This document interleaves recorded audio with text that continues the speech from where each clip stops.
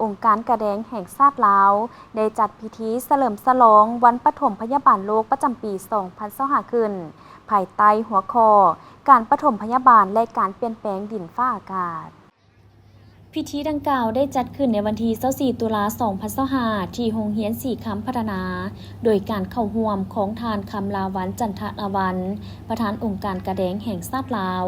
ท่านนางพรศรีดาแก้วบุญพันธ์ผู้อำนวยการโรงเรียนสีคำพัฒนามีคณะห้องการสถาบันเลือดแห่งชาติและผู้ต่างหน้าจากองค์การกระแดงสวิสพร้อมด้วยพนักงานอาสาสมัครครูอาจารย์นักเรียนเข้าร่วมท่านคำลาวันจันทราวันได้กล่าวเปิดพิธีว่าบทบาทความสำคัญของการปฐมพยาบาลการปฐมพยาบาลเป็นเวียกงานด้านมนุษยธรรมซึ่งมีความหมายสำคัญต่อการสนับสนุนชุมชนให้มีสุขภาพและฟื้นตัวได้มันเป็นทักษะพื้นฐานที่สามารถช่วยเหลืออย่างมีประสิทธิภาพและเพื่อช่วยลดพรการบาดเจ็บและความทุกข์ทรมานและเพิ่มโอกาสให้ผู้ที่บาดเจ็บสามารถได้รับการช่วยเหลือที่ถูกต้องตามหลักการโดยบ่มีการจำแนกใดๆหลักการง่ายๆในการชี้นำความเสื่อนี้ทุกคนมีความสามารถที่จะช่วยชีวิตของคนอื่นได้และบรรดาประเทศสมาชิกกาแดงในทั่วโลกได้ถือโอกาสนี้โดยการมีส่วนร่วมกับชุมชนผ่านกิจกรรมปลูกจิตสำนึกที่ส่งเสริมและเฉลิมฉลองความสำคัญของการปฐมพยาบาลโลกวันปฐมพยาบาลโลกได้ถูกกำหนดจากสหพันธ์กาแดงและซีกวงเดือนแดงสากลหรือ IFRC เริ่มตั้งแต่ปี 2000 เป็นต้นมาโดยถือเอาวันเสาร์ของอาทิตย์ที่ 2 เดือนกันยายนของทุกๆปีซึ่งปีนี้บรรดาประเทศสมาชิกกาแดง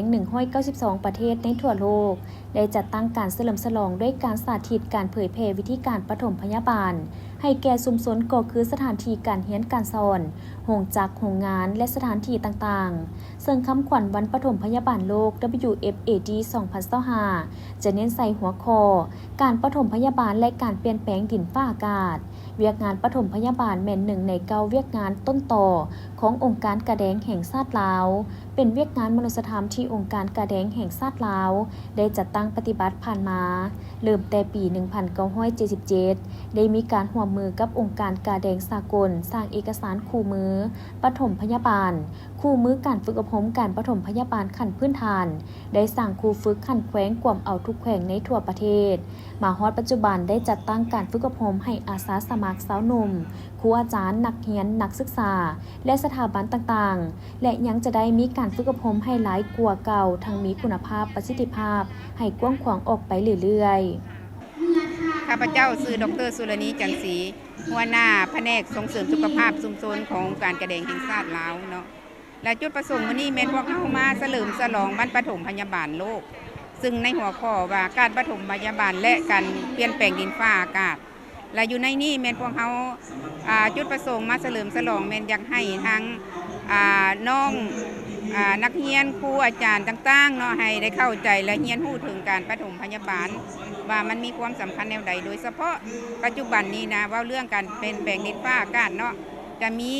หลายอย่างที่จะเกิดขึ้นโดยเฉพาะเป็นจะคือพวกเขาเห็นเนาะอาจจะเป็นน้ำท่วมไฟไหม้หรืออย่างต่างๆเนาะและพวกเขาจะให้การปฐมพยาบาลให้มันทันทีทันใดและอีกอันนึงก็มีความสำคัญอยู่ในโรงเรียนเพราะว่าเวลาที่ว่าอยู่ในโรงเรียนเขามีอุบัติเหตุโดยเฉพาะการเล่นกีฬาบอลหรือว่ามีการเก็บการเป็นโรงเรียนนะแล้วก็พวกน้องนุ่งหรือว่าครูอาจารย์จะสามารถช่วยท่านเวลาก็ให้ถูกต้องเนาะอันนี้แม่นพวกเราได้เห็นอันนี้และอยู่ในกิจกรรมของพวกเรามื้อนี้เราก็จะมีการถามตอบคำถามเกี่ยวกับความรู้การปฐมพยาบาลแล้วก็เราจะให้นักเรียนหันตอบแล้วก็จะได้ให้รางวัลกับเจ้าหันเนาะอันที่2เป็นพวกเราจะลิ้นละครเกี่ยวกับการช่วยเหลืออุบัติเหตุอยู่ในโรงเรียนหันอันที่3และเป็นพวกเราจะได้เบิ่งหรือว่าสาธิตปฐมพยาบาลเราจัดเป็น5จุดแล้วก็มีพนักงานแล้วก็อาสาสมัครจะประจำอยู่หันแล้วจะสาธิตด้านปฐมพยาบาลให้นักเรียนเห็นแล้วก็ข้าเจ้าต้องการเรียนรู้ก็จะสอนให้ข้าเจ้าเนาะอยู่หันจะมีการช่วยปฐมพยาบาลเขาเอิ้นว่า CPR หรือว่าปั๊มหัวใจเนาะแล้วก็สิมีการห้ามเลือดหรือว่า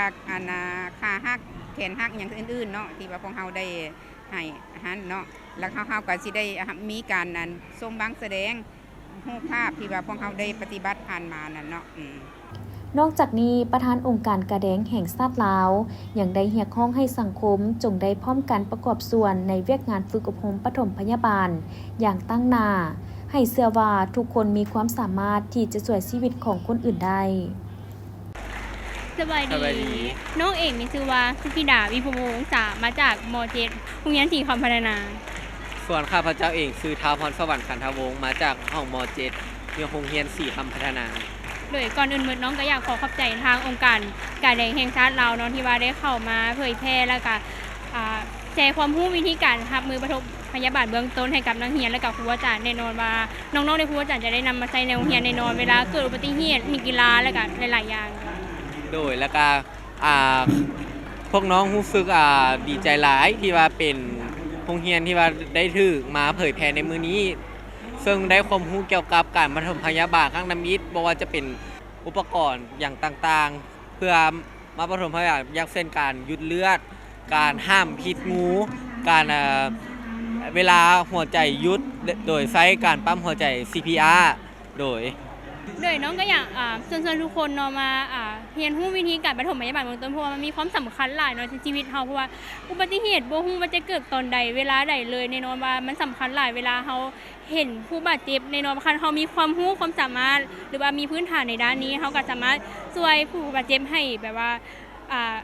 บ่ให้อาการรุนแรงหนักกว่านั้นเนาะก่อนจะฮอดมือหมอโดย